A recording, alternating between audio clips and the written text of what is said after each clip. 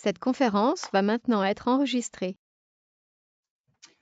Bonjour à tous, bienvenue pour ce premier cours REI4A, donc qui est un réseau de recherche et d'enseignement en insuffisance cardiaque avancée, transplantation et assistance que nous animons avec Guillaume Baudry de Lyon.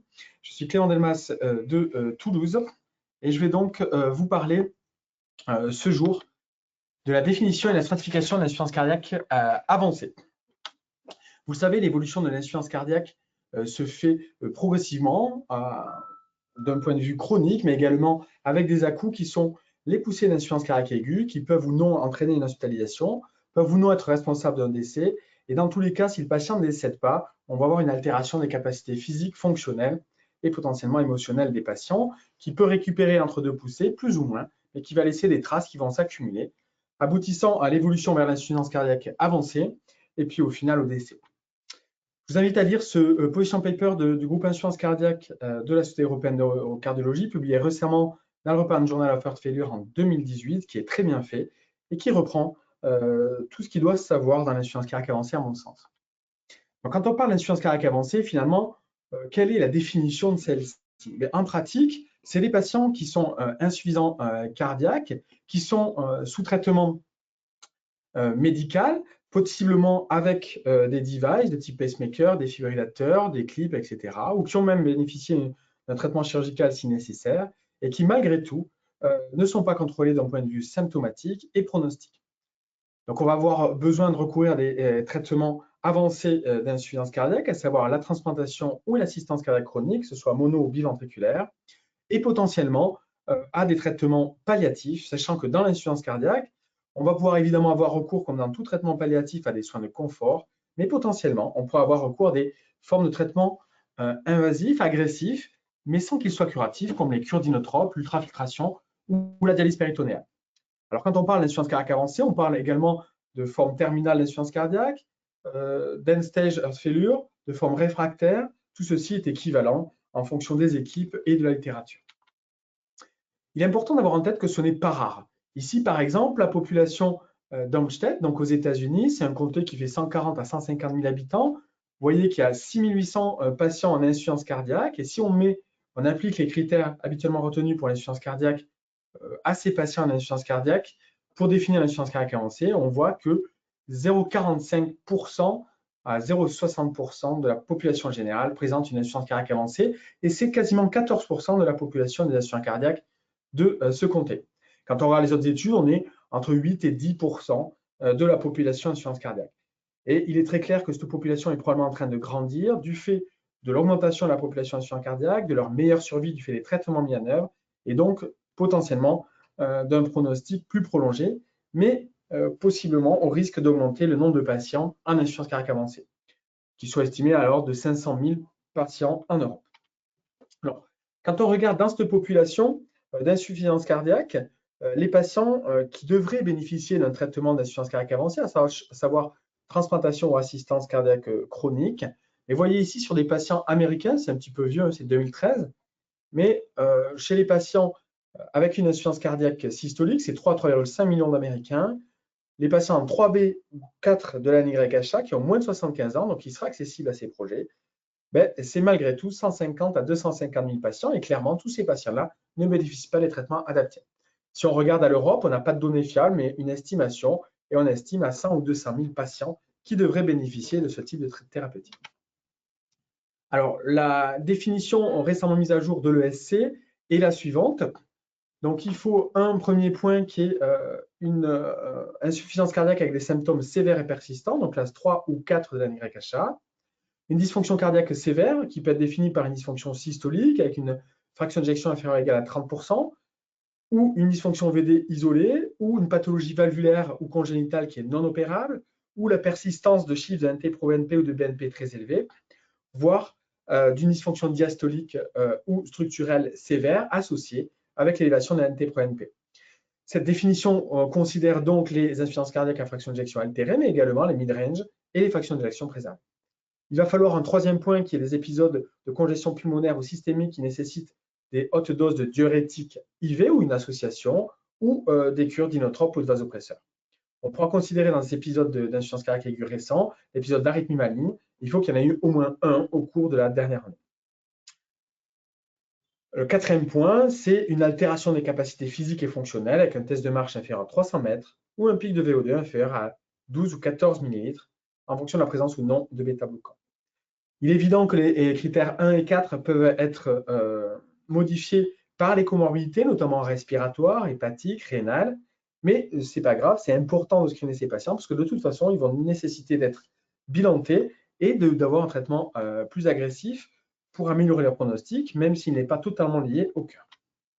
Alors, la classification que vous connaissez tous, ou que vous devriez tous connaître, il me semble, c'est la classification Intermax, qui est quand même assez précise, qui est l'équivalent à un score, mais vraiment de bon sens clinique, qui est facile à utiliser. Il faut avoir en tête qu'elle est réalisée à partir de patients avec une dysfonction systolique du ventricule gauche uniquement, et qu'elle a été tirée des analyses des registres américains d'assistance cardiaque chronique, essentiellement LVAD, mais aussi RVAD ou BIVAD. Donc, la classification va de 1 à 7. Le 0 serait le patient décédé. Le patient 1, c'est le patient qui est crash and burn, c'est un choc cardiogénique qui est en train de mourir, qui est en train de se dégrader, qui est en train d'exploser devant vous, ou l'arrêt cardiaque en cours, le pré-arrêt cardiaque. Et c'est un patient qui va décéder si on ne fait rien dans les quelques heures. Le patient stade 2 intermax, c'est un patient qui est sous inotrope, de manière aiguë ou chronique, et qui se dégrade sous inotrope. Le stade 3, c'est un patient aigu ou chronique qui est stable mais sous inotrope, donc dépendant des inotropes. Il faudra donc considérer évidemment les patients sous cure de dobutamine en continu, mais également les patients en intercure de lévosimendan. Avoir en tête que ces patients peuvent être à domicile ou à l'hôpital. Le stade 4, c'est le frequent flyer, c'est le patient qui fait des allers-retours à l'hôpital pour décompensation cardiaque, qu'il ait besoin de cure de diurétique ou d'inotrope. Le stade 5, c'est le patient qui est à la maison, très limité, avec des signes de surcharge. C'est à l'intérieur de la maison uniquement. Le stade 6, c'est très limité, avec plus ou moins des signes de surcharge, mais qui sort un petit peu à l'extérieur. Et le stade 7, c'est un stade 3 des NYHA. Et vous voyez qu'il y a une vraie correspondance en termes de survie à 1 an entre ces différents statuts intermax. Le pronostic de la population d'insuffisance cardiaque avancée est sévère. Vous voyez ici qu'à 1 an, 17% des patients sont morts, 8% ont reçu un LVAD, 9% ont été transplantés. Et à 2 ans, c'est un patient sur 2 qui est décédé, transplanté ou a bénéficié d'un LVAD. Les données dans cette population sont assez rares. Et vous voyez qu'on parle ici d'une étude qui a fait un journal récemment de 160 patients. Les comorbidités doivent être recherchées comme dans l'insuffisance cardiaque et doivent être traitées comme dans toute insuffisance cardiaque. Elles sont clairement associées au pronostic. Leur prise en charge est indispensable et donc il faut encore les rechercher. Donc l'objectif va être d'identifier au bon moment les patients qui sont en insuffisance cardiaque avancée, qui nécessitent d'être référés à un centre expert. Le centre expert étant défini comme un centre tertiaire habituellement, qui est capable de dispenser les thérapeutiques d'insuffisance cardiaque avancée, donc transplantation et assistance cardiaque aiguë et chronique, qui est capable de discuter avec le patient et la famille du projet et de la stratégie, et de mettre en place une stratégie de suivi et de prise en charge de ces patients. Il y a vraiment un intérêt majeur à pouvoir faire une évaluation pronostique de ces patients rapidement pour pouvoir les trier, les orienter vers les projets au bon moment et savoir les prioriser si nécessaire. Il y a un certain nombre de marqueurs de risque chez les patients d'insuffisance cardiaque qui sont associés à un mauvais pronostic, des critères cliniques comme l'âge, le sexe, mais également des critères ECG. On peut avoir la présence d'acide, par exemple. On a des critères biologiques avec, par exemple, la natrémie basse, la troponine élevée, les peptides natriurétiques élevés, des critères en imagerie, que ce soit en imagerie de coupe ou à l'échocardiographie, les comorbidités, l'adhérence au traitement et puis des scores, on y reviendra un peu plus tard. Bien garder en tête qu'un marqueur de risque n'est pas un facteur de risque. Un facteur de risque, c'est quelque chose qu'on modifie et qui va entraîner une amélioration du pronostic. Alors que le marqueur de risque est associé au pronostic, mais on n'a pas prouvé que de le modifier changeait le pronostic des patients. Un élément très simple, c'est les hospitalisations. Plus le patient va être réhospitalisé pour insuffisance cardiaque, moins est son pronostic. C'est assez clair ici. Et ça, c'est très facile à voir en pratique de tous les jours. Le test de marche des 6 minutes est très important, il est facile à réaliser, il ne nécessite pas un effort maximal, mais il mérite d'être standardisé. C'est là un petit peu la difficulté. Il y a un certain nombre d'éléments extérieurs à la pathologie cardiaque qui peuvent être des facteurs confondants qu'il faudra prendre en charge, puisqu'on va tester à la fois les capacités fonctionnelles cardiaques, mais aussi des comorbidités, notamment la fragilité. Alors, en fonction des études, on a ou pas de corrélation avec le pic de VO2, ou pas de corrélation avec le pronostic. Probablement que le pronostic est mieux corrélé au pic de VO2 chez les patients avec une altération de la fraction d'éjection. Et ce qui est très intéressant surtout, c'est de voir l'évolution de test de marche pour un même patient. Ce papier qui a repris l'évaluation à l'effort des patients d'insuffisance cardiaque, que je vous invite à lire, qui est aussi un position paper de la Société européenne de cardiologie et qui retrace les indications pour discuter la transplantation cardiaque, level B classe 1, donc inférieur ou égal à 14 ml pour les patients sans bêta-bloqueur et inférieur à 12 pour les patients sous bêta-bloqueur. Pour les patients avec un épreuve d'effort non maximal, on peut utiliser la pente VE sur VCO2 et supérieure à 35, elle est de moins bon pronostic. Et puis, on pourra se servir également des oscillations ventilatoires qui sont mauvaises. Je ne m'appesantis pas sur cette partie-là, puisqu'il y aura un cours spécifique fait par le professeur Cohen-Solal de Paris dans une quinzaine de jours. Ce qui est certain, c'est qu'il faut adapter donc, nos mesures de pic de VO2 à l'âge, au sexe, au BMI. Il faudra adapter l'interprétation en fonction des situations et des cas particuliers. Et puis, il faut, dans l'absolu, pour pouvoir interpréter ces données, avoir un test maximal. Je vous rappelle ici les critères habituels retenus pour définir un test comme maximal.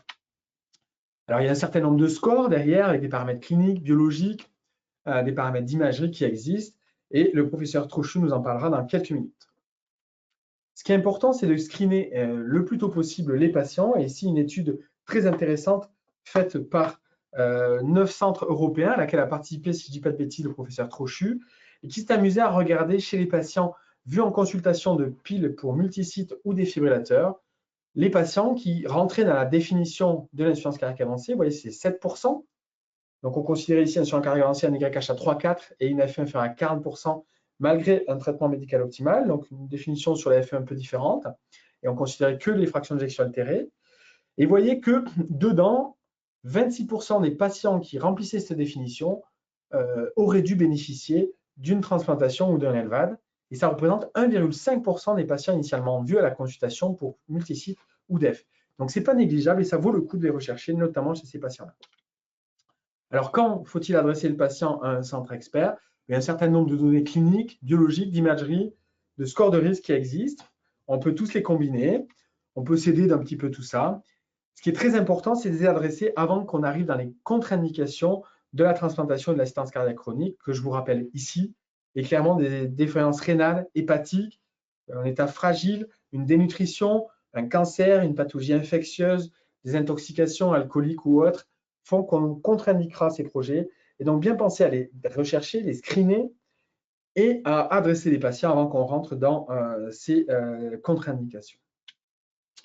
Alors, ce qui est très important, c'est vraiment une organisation en réseau, puisqu'il n'y a pas que les centres experts, et bien heureusement, qui voient les patients insuffisance cardiaque et notamment avancés. Il y a aussi les cardiologues de ville, les cardiologues de centres hospitaliers ou de cliniques. Et donc, vraiment avoir une organisation qui permet de screener ces patients et de les référer le moment venu aux structures avec une unité d'insuffisance cardiaque. C'est ce que vous avez en orange ici, c'est ce qu'on pourrait appeler les centres secondaires. Et puis, dès qu'on rentre dans les critères, vers un centre tertiaire, soit directement pour voir le malade, soit de plus en plus par des techniques de visioconférence pour pouvoir discuter les dossiers et voir s'il y a un intérêt à l'adresser. Toujours garder en tête nos objectifs. Clairement, le premier, c'est de faire survivre les malades, mais il ne faut pas dissocier, à mon sens, la qualité de vie de ces malades, parce que parfois, on va arriver à des stades où la survie n'est plus possible, mais où la qualité de vie doit être mise en avant, et notamment les catégories palliatives. Il faudra savoir, à un moment donné, arrêter de courir après les traitements curatifs voués à l'échec et peut-être prioriser la qualité de vie des patients. Et puis, garder en tête, même si ça ne doit pas être notre leitmotiv, le coût de ce qu'on fait par rapport aux bénéfices que l'on peut en tirer. Et donc, ce sera ma dernière diapositive. Il existe un certain nombre d'éléments qui doivent vous faire penser à adresser les patients vers un centre expert et à discuter des thérapeutiques avancées d'insuffisance cardiaque comme l'assistance cardiaque aiguë ou chronique, la transplantation, voire des soins palliatifs. Et c'est l'acronyme ici ANIDELP que certaines boîtes commerciales vous proposent également et qui sont rappelées dans les recommandations. Donc, une cure d'inotrope IV, un stade 3 de l'NYHA, l'apparition de défaillance d'organes rénal ou hépatique, la fraction d'éjection inférieure à 25%, l'existence de choc au défibrillateur, des hospitalisations pour insuffisance cardiaque, les œdèmes, une pression artérielle basse, l'incapacité à monter, voire l'obligation de diminuer les doses des traitements d'insuffisance cardiaque doivent amener à discuter ce patient avec une équipe spécialisée multidisciplinaire. Ça, c'est très important, qui comprend des cardiologues tournés vers l'insuffisance cardiaque, des cardiologues de soins intensifs, mais également rythmologues, interventionnels, des chirurgiens et des anesthésistes réanimateurs, et puis également d'autres spécialités qui peuvent se rajouter, comme les néphrologues, les pneumologues, les hépatogastrologues, etc. Merci à tous pour votre attention.